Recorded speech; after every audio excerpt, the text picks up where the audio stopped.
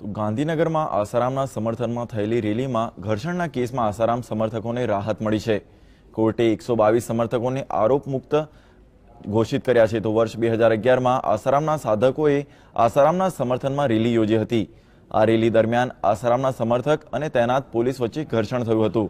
તો પોલીસે 244 લોકો વિરુદ્ધ ગુનો દાખલ કરી રાયોટિંગનો ગુનો નોંધ્યો હતો। જે બાદ 244 આરોપીઓમાંથી 122 સમર્થકોની ઉલટ તપાસ કરવામાં આવી હતી। ત્યારે આ કેસ અંતર્ગત ગાંધીનગર કોર્ટમાં આજે સુનાવણી હાથ ધરી હતી। તપાસ દરમિયાન પોલીસ દ્વારા ખોટું ઇન્વેસ્ટિગેશન થઈ રહ્યું હોય તેવી ગંભીર દલીલોના આધારે તમામ સમર્થકોને મુક્ત કરવામાં આવ્યા છે।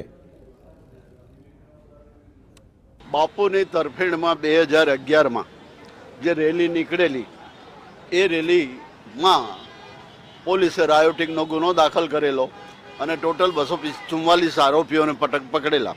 એમાં 307, 333 અને રાયોટિંગના ગુનાઓ દાખલ થયેલા અને એમાં ટોટલ ફરિયાદ 122 સાક્ષીઓને તપાસે અને 122 સાક્ષીઓની જે ઉલટ તપાસ કરવામાં આવી એમાં આખો કેસ જે ખોટો સાબિત થયો અને આજ રોજ નામદાર કોર્ટે તમામ આરોપીઓને નિર્દોષ ઠરાવી છોડી મૂકતો હુકમ કરેલ છે।